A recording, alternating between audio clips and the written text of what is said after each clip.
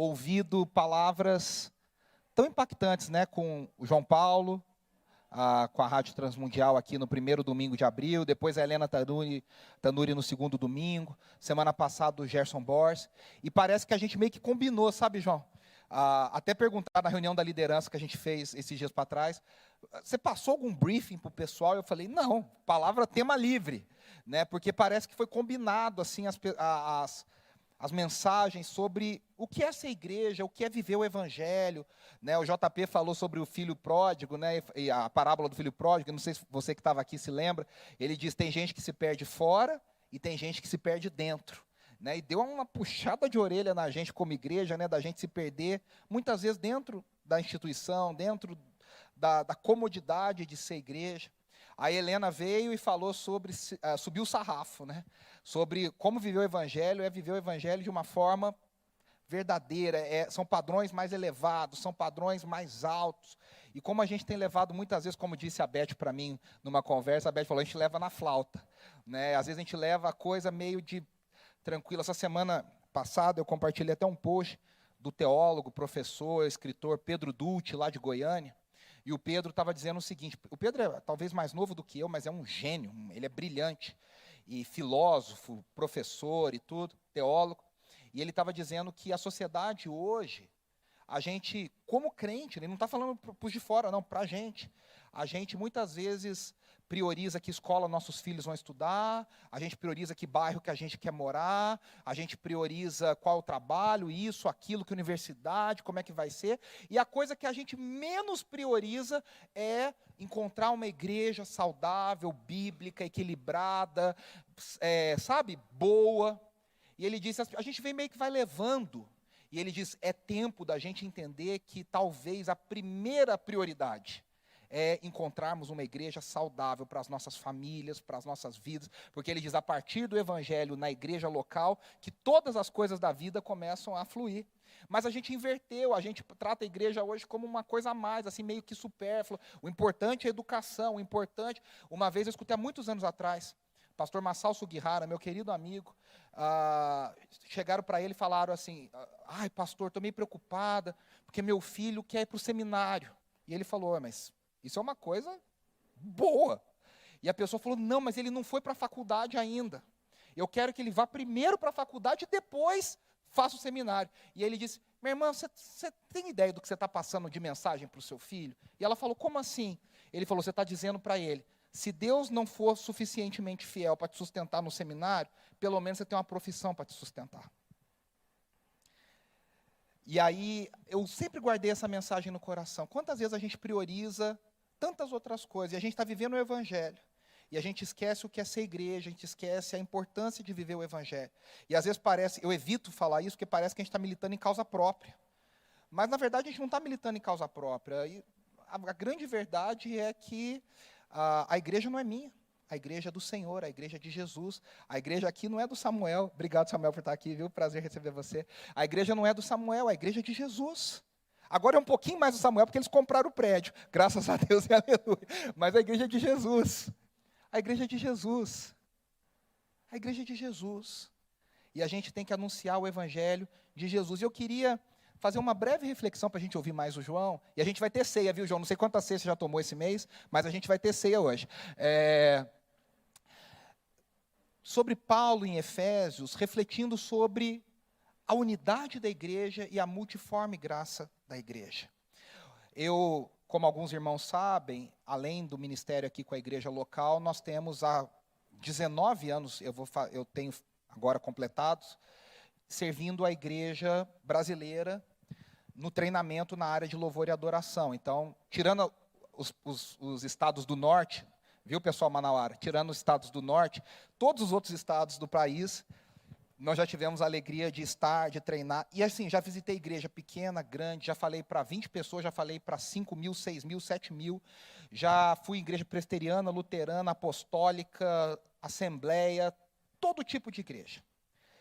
E eu estou com uma turma online, a Renata está fazendo parte dessa turma, nós estamos com 40 pessoas, líderes, pastores do Brasil todo, e eu dei um nome um pouco provocativo, e eu coloquei, nem só de worship viverá a church. Para quem não está ligado nas nomenclaturas, church são as igrejas de parede preta, que são as igrejas contemporâneas, descoladas. Existe muita church saudável, como existe muita igreja tradicional não saudável.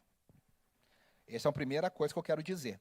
Mas, e o worship é esse tipo de música que tem hoje, aquele teclado, aquele pad eterno, a guitarrinha, e esse estilo, que não é o estilo do João, você já percebeu que o João passa longe do worship, né?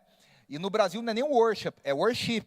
Se falar worship, o pessoal não sabe o que é, tem que falar worship. E aí, numa dessas aulas, eu estava dizendo para o pessoal, gente, igreja não é franquia. Igreja não é franquia. Igreja não é McDonald's, que você pede o número 1, número 2, número 3. Porque a gente que vive nesse mundo, a gente já aprende. Existe um método para fazer. E os métodos vêm e vão, e as coisas vão acontecendo. Então, há uns anos atrás, o Brasil passou pela onda do movimento G12, das células. Era fácil você reconhecer uma igreja do movimento G12. Você entrava numa igreja, tinha umas bandeiras penduradas, escrito enviar, treinar, discipular. Você entrava, você falava, essa igreja é G12. O movimento judaizante também era fácil. Você entra na igreja, na frente tem uma menorá bem grande, uma bandeira de Israel, você fala, essa igreja é do movimento judaizante. Aí a igreja com propósito, né? Começou lá no Carlito Paz, depois Ibabe, Morumbi, tantas igrejas no Brasil. Era fácil reconhecer, os avisos são dados no vídeo, você tem telão, você tem tudo descolado, série de mensagens. E a gente meio que vai entendendo os movimentos. E hoje, para ser uma church, muitas vezes, você tem que ter a plaquinha lá na frente, seja bem-vindo, no estacionamento, seja bem-vindo, o pessoal de coletinho, e aí você tem a parede preta, e tem um telão de LED, e as coisas são descoladas, e tudo é em inglês, eu estava até falando com a Angélica e com o Henrique, os termos são todos em inglês, você não tem criança, você tem kids, você não tem adolescente, você tem teens, você não tem louvor, você tem praise, é tudo em inglês, é tudo meio descolado. Em alguns lugares o pessoal grita coisas em inglês no meio da pregação. Praise the Lord, preach! No Brasil, hoje acontece isso. E às vezes parece para a gente que você dá um Ctrl+C, Ctrl+V. Deixa eu compartilhar uma coisa com vocês, que é uma coisa interessante. Perguntaram nos Estados Unidos, recentemente, para 300, 250 líderes de louvor. Você escolhe as canções que vão ser cantadas na igreja, pensando na atmosfera da gravação original daquelas canções? A pergunta é, você quer copiar na sua igreja o ambiente daquela gravação? E, em média, é que tem a pesquisa é dividida por faixa etária. Então, quanto mais novos, maior a quantidade. Quanto mais velhos, menor a quantidade. Mas, em média, 65% dos líderes de louvor disseram que sim. Então, escolhe a música não só pela música, mas eu quero também aquela atmosfera. Eu quero aquele jeito de fazer. E o que acontece? Aí a gente descobre que as nossas igrejas locais não são Bethel, não são Hillsong, não são Lagoinhas, não são outras comunidades. E aí a gente meio que vai ficando frustrado, porque você fala, poxa, mas lá o pessoal vibra, levanta a mão e canta, aqui no domingo o pessoal às vezes vai meio devagar, e não é assim, e ninguém grita, aleluia, no meio da pregação. E a gente vai ficando meio que frustrado, e a gente vai achando que tem alguma coisa errada. Quando, na verdade, errado estão as nossas expectativas. Errado está o que a gente... E aí, muitas vezes, eu estou falando do lado de cá, mas do lado de lá, de quem frequenta, de quem é membro, às vezes a gente trata a igreja como um grande carregador, um power bank gigante, que você fala, eu vou lá carregar para a semana. Eu vou conectar, e aí eu vou carregar minhas forças espirituais, a minha bateria espiritual, para sobreviver a semana. Ou eu vou lá porque... se eu não for, vai acontecer alguma coisa ruim lá em casa. O diabo o devorador vai tocar em alguma coisa. Eu sempre falo, eu tenho um amigo, muito meu amigo, que uma vez ele atrasou o dízimo dele. Ele era dizimista assim, fiel, e ele atrasou uma vez. E aí aconteceu, eu não lembro se furou o pneu dele, aconteceu alguma coisa. E ele falou, eu sabia. Eu falei, sabia o quê? Ele falou, eu não podia atrasar o dízimo, que aqui, ó, já veio o devorador para estragar minhas coisas aqui em casa. Eu falei, cara, sai dessa, que loucura. Não, que bom que você tenta ser um ofertante, dizimista, fiel, mas você achar que alguma coisa vai acontecer porque você atrasou, e a gente entra nessa noia, não, tem que ir, tem que fazer. Eu estava assistindo, eu tenho uma série que eu gosto, chama The Middle, Uma Família no Meio do Nada. E era uma série que eu só vi uns pedaços na Warner, antigamente um negócio de uma televisão aberta, que a gente assistia, essa era fechada, no caso, que você tinha que estar lá para ver na hora o programa, né? E parece que foi outra vida isso, né? E eu nunca vi a série inteira, e agora ela foi disponibilizada na Max, né? Que agora era a antiga HBO Max. E aí eu estou assistindo, como se diz por aí, maratonando, do primeiro ao último. E eu gosto de assistir essa série porque a vida deles é tão lascada que eu falo, ai, a minha não é tão ruim assim. Graças a Deus, tem gente que está pior.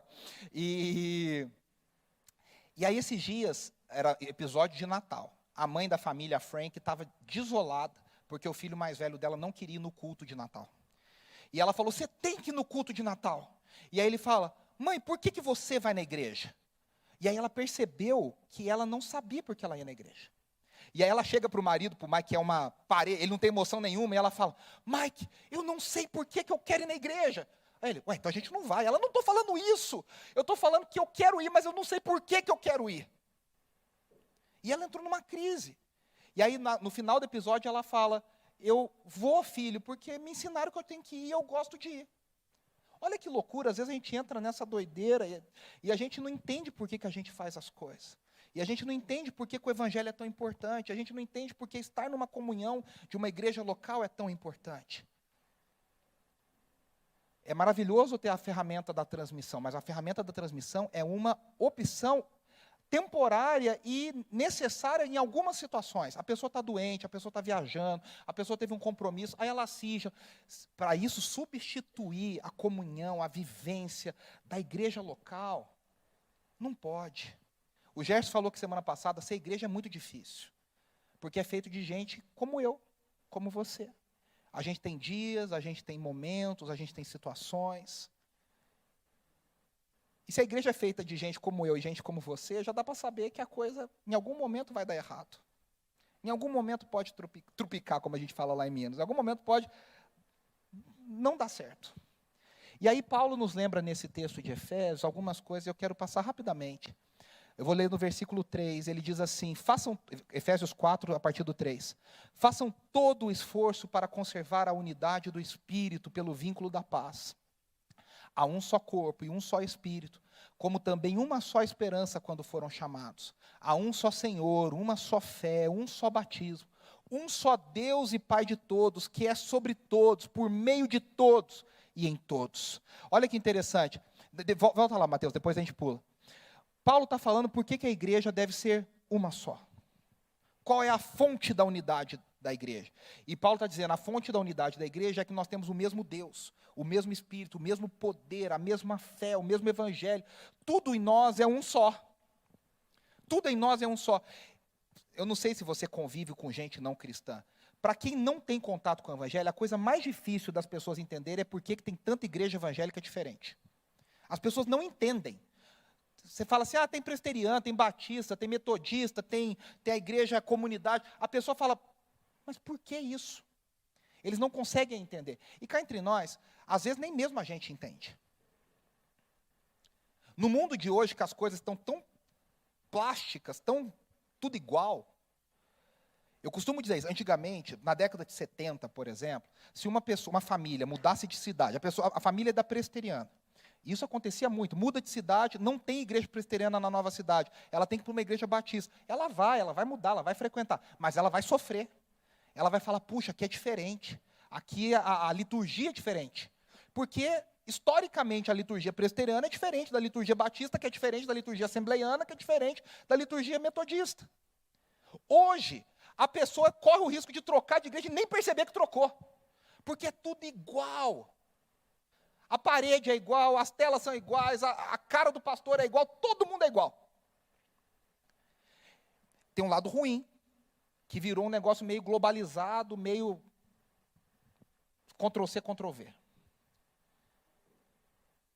Mas Paulo está dizendo outra coisa, porque às vezes a gente também tem muita dificuldade. A gente vê umas guerras nas redes sociais, eu espero que você não veja, eu infelizmente vejo, porque são as pessoas com quem eu convivo. Não vá na igreja tal, não ouça fulano de tal. O fulano de tal é isso e aquilo. Tudo bem, quando a coisa é heresia, é uma coisa. Agora, às vezes, briga por... Gente, hoje no Brasil, hoje, essa semana, tem alguns debates sérios na rede social. Um deles é por que a gente não pode ver The Chosen. E aí o defensor disso diz que o Jesus do The Chosen é muito alegre. E ele sorri muito. E o Jesus do Evangelho não era tão alegre assim. Acredite se quiser, isso é sério. Aí a mesma figura essa semana estava dizendo que um determinado grupo de mídia no Brasil, os crentes não deveriam assistir. Eu também acho que tem coisa deles que não devem assistir, mas por outro, ele diz, porque eles defendem o catolicismo. E aí você fala, tá, beleza, a gente tem muita diferença da Igreja Católica, mas no Brasil de hoje, evangélicos e católicos dão as mãos nas pautas de defesa à vida, defesa de tantas questões morais. Aí as pessoas estão preocupadas com o picuinha. Ah, aquela igreja lá, olha, ele fala em línguas. Tá, a gente até não concordou, mas sabe, fica... A igreja é uma porque o Espírito é um só. É a mesma fé. Há uma frase que é atribuída a Agostinho, eu confesso que eu acho que não é de Agostinho, não o da Grande Família, o de Hipona, né? O da Grande Família falava outras coisas que não merecem ser citadas aqui. O de Hipona, há uma frase atribuída a ela que diz assim, no essencial, unidade. Sabe, a gente tem um credo, que a gente chama de credo apostólico, que diz, creio em Deus Pai, Todo-Poderoso, Criador dos céus. O João tem uma música da Marta Kerr que ele gravou, que canta, do Estênio, né? Do Estênio Márcio, que ele canta, depois a gente pode até, que é o credo cantado. Se a pessoa crê naquilo, você crê que Jesus é Deus? Creio. Você crê que Jesus morreu e ressuscitou? Creio. Você crê que Deus Pai é o Criador de todas as coisas? Creio. Pô, meu irmão, então a gente está junto nessa. Ah, mas eu creio que a conversão, o batismo com o Espírito Santo, tá, beleza, a gente discorda disso, mas no essencial, unidade. E um testemunho terrível é passado para as pessoas, quando a gente fica brigando por picuinha de coisas pequenas. E Paulo está dizendo, meus irmãos, nós temos uma só fé, há um só Senhor, é um só batismo. O batismo, seja ele por aspersão, seja ele por imersão, é o mesmo significado. Você está entrando na vida com Deus, você está entrando no reino do céu, você está sendo adotado na família de Deus. A ceia que nós vamos compartilhar hoje diz, nós compartilhamos a mesma fé. Toda a ceia eu digo isso, se você faz parte de uma comunidade de fé que confessa Jesus como Senhor, você está convidado a fazer parte. Ah, mas a ceia, olha, todos os reformadores, Zwinglio, Martin Bucer, Calvino, Lutero, todos eles tinham opinião diferente sobre a ceia. Mas nenhum era igual. Cada um tinha uma opinião diferente. Um dizia que a presença de Cristo é espiritual, outro dizia que a presença de Cristo é corpórea, outro diz que é um memorial. Nós batistas defendemos que é um memorial. Não há um poder espiritual no ato. O fato é que nós compartilhamos que Cristo morreu, Cristo ressuscitou e Cristo voltará. No essencial, a unidade.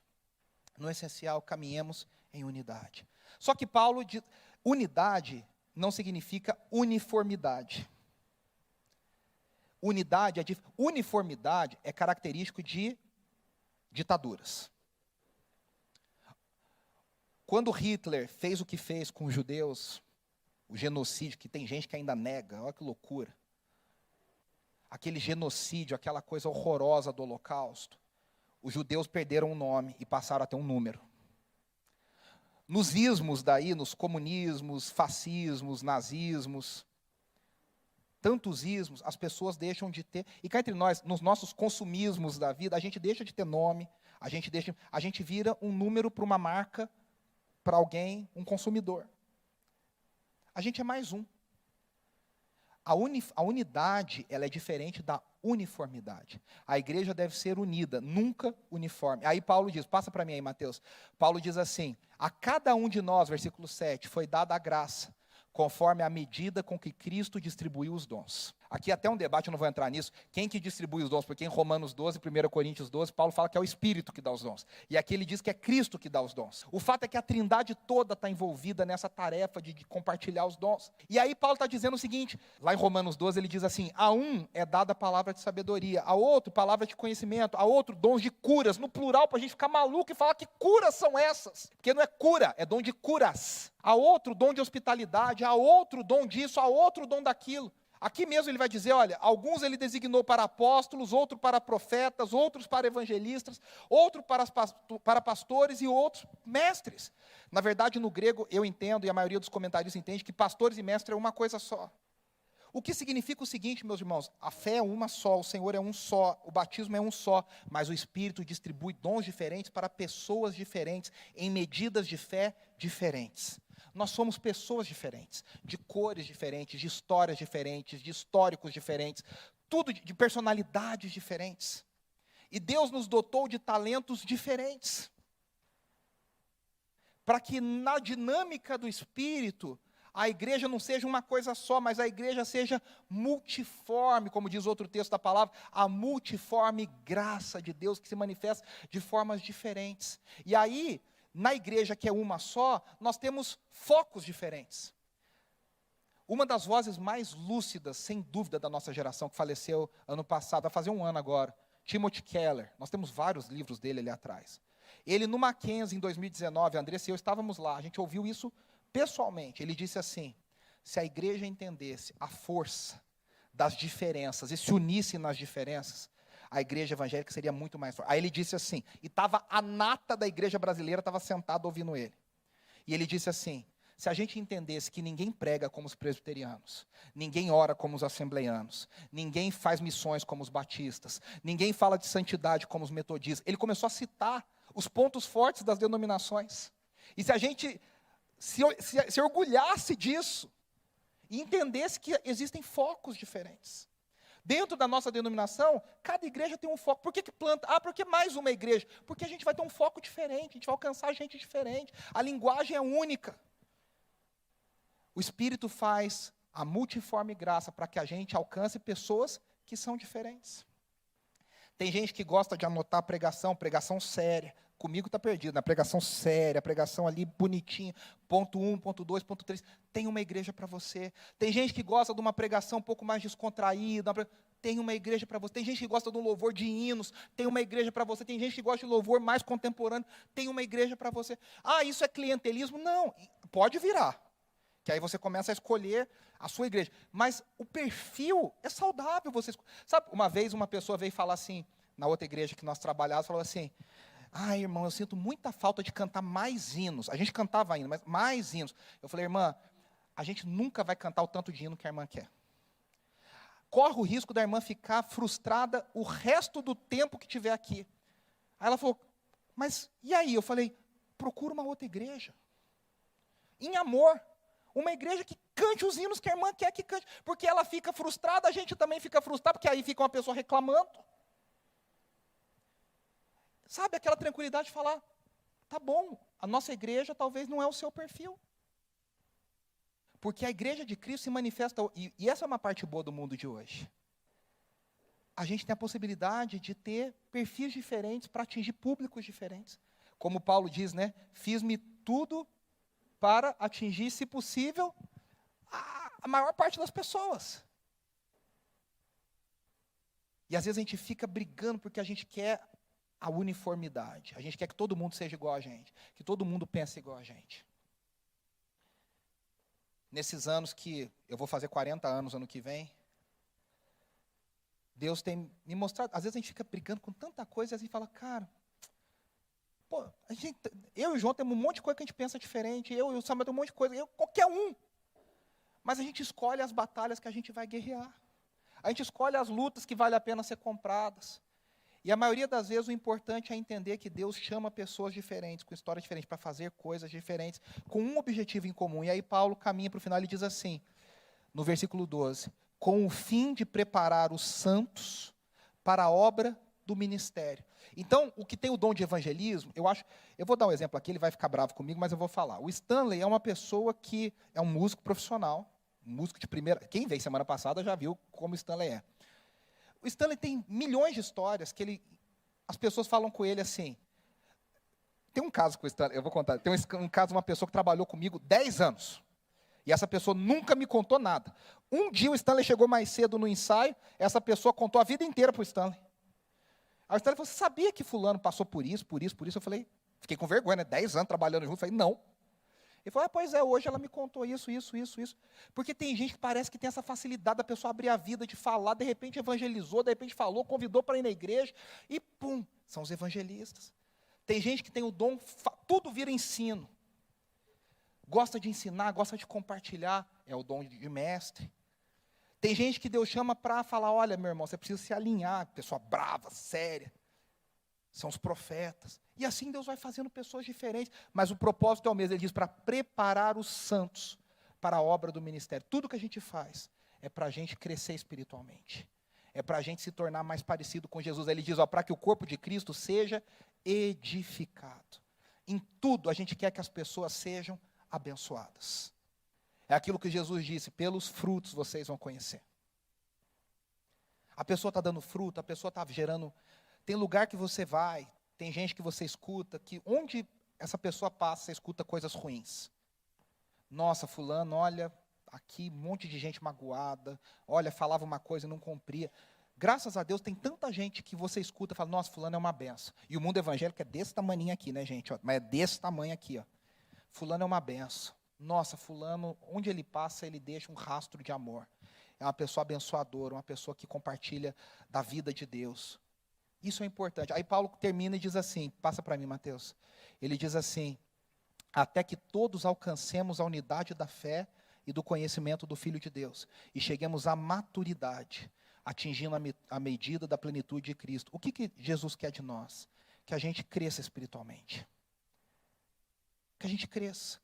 Tem gente, o João fala uma frase, não sei nem se ele lembra dessa frase, mas a Andressa sempre cita essa sua frase, que sair do ruim para o mais ou menos é fácil. Mas sair do mais ou menos para o muito bom é muito difícil. Quando o João fala da parte musical, o que você está dizendo? Você não sabe nada. Você aprendeu 3 acordes, você já resolve um monte de coisa. O problema é que tem gente que fica 30 anos nos 3 acordes. Sabe quando você aprende inglês, que você aprende o básico para não morrer de fome? Legal. Mas tem gente que estaciona ali. E nunca mais estuda. E nunca mais sai do hello, nice to meet you. My name is... Acabou. 40 anos a pessoa só sabe aquilo. Tem crente que assim, aprendeu o básico. Jesus morreu, Jesus ressuscitou, para não passar vergonha na escola dominical. A pessoa sabe o básico. Mas pediu para abrir a Bíblia em Naum, a pessoa já sua frio. Você já não sabe onde está isso. O que Paulo está dizendo é o seguinte, nós somos pessoas diferentes para que a gente atinja, a gente abençoe um ao outro, para que todos cresçamos em maturidade espiritual. O que significa uma coisa, eu preciso de você, você precisa de mim, como dizia a canção antiga, para que nós cresçamos juntos na fé. Eu sozinho não vou crescer. Você sozinho não vai crescer. É na dinâmica do Espírito, da comunhão, da convivência, do compartilhar da vida. Por isso que igreja não é evento, igreja não é número, igreja não é programa, não é programa de TV, não é isso. Igreja é compartilhar a vida numa família de fé, numa comunidade de fé, sermos irmãos em Cristo. É compartilhar da vida um com o outro, é caminhar junto, é crescer junto. Eu não sei explicar, mas é nessa dinâmica que nós crescemos espiritualmente. E aí Paulo diz assim, o propósito, versículo 14, é que deixemos de ser como crianças, levados de um lado para outro pelas ondas, ou jogados para cá e para lá, por todo o vento de doutrina, pela astúcia e pela esperteza de homens, que induzem ao erro. Hoje o dom mais necessário, eu digo para as pessoas, na igreja é discernimento. O mundo de hoje tem muitas vozes, tem gente que fala isso, tem gente que fala aquilo. O Mateus me manda uns vídeos, às vezes, todo dia no Instagram, uns 2, 3, coisa séria, bacana. E aí ele mandou um dia de uma menina falando, olha, estão tirando o versículo da Bíblia, não sei. Aí você já fica desesperado, estão mexendo na Bíblia, estão editando. Aí você tem que pesquisar, você tem que olhar, ver se aquilo é verdade, se aquilo não é verdade. O mundo de hoje dá trabalho, cá entre nós, para você ser responsável, dá trabalho.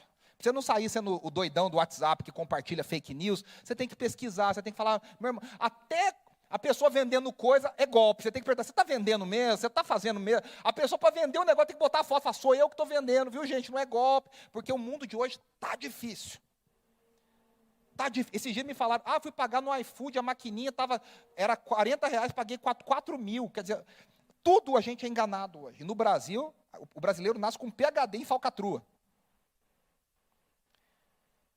A igreja, o dom mais necessário hoje é a gente ter discernimento. O que Deus quer da gente? o que Deus quer de nós, o que é o caminho verdadeiro, qual que é o sentido que eu tenho que seguir. Paulo está dizendo, a gente precisa crescer para parar de ser bobo, de ser levado para lá e para cá. Aí vira, muitas igrejas, infelizmente, as pessoas são infantilizadas. Aí a pessoa vai comprar uma casa, liga para o pastor. Pastor, você acha que eu compro a casa? Não compro. Teve um amigo meu, ele era líder de louvor da igreja. Aí um dia foi chamado no gabinete do pastor sênior. E falou assim, a gente queria chamar sua atenção porque você começou a namorar e você não pediu a nossa bênção. Aí ele falou, como assim? O rapaz com 20 e muitos anos, quase 30. Menina, 20 e tantos também. Porque aqui a gente tem esse costume, o casal vai namorar, eles perguntam para a gente ora e a gente dá o ok ou não se o casal deve namorar. Ele falou, olha, você me desculpa, mas eu perguntei para o meu pai, para a minha mãe, perguntei para o pai dela e para a mãe dela. E as nossas famílias deram ok, a gente está namorando. Ele falou, mas aqui não funciona assim, além das famílias tem que ter a bênção nossa. Ele falou, então aproveita e já faz a minha carta de demissão também, porque eu estou indo embora daqui. E foi embora. E saiu da igreja. Ele era funcionário da igreja. Porque tem lugar que é assim, você tem que ficar, e você vira escravo da pessoa. Eu sempre falo, igreja que você chama pastor de mãe, de pai, você pula fora. Você vai falar, existe isso? Existe. Existe. O nosso objetivo é que as pessoas cresçam, para que não dependam de ficar perguntando, tenham discernimento, tenham sabedoria. Esse não é o meu objetivo, esse é o objetivo do Evangelho, esse é o objetivo de Jesus, esse é o objetivo da igreja de Jesus. E aí Paulo termina, e a gente está terminando. João, se quiser subir, pode subir. A gente está terminando. Pode passar, Mateus. Paulo termina nos últimos 2 versículos e diz assim, antes, seguindo a verdade em amor, cresçamos em todas as coisas naquele que é a cabeça, Cristo. Dele, todo o corpo, ajustado e unido pelo auxílio de todas as juntas, cresce e edifica a si mesmo em amor, à medida que cada parte realiza a sua função. Olha o que ele diz, seguindo a verdade em amor. Eu queria terminar com isso aqui. Igreja que tem verdade, mas não tem amor, é uma igreja legalista.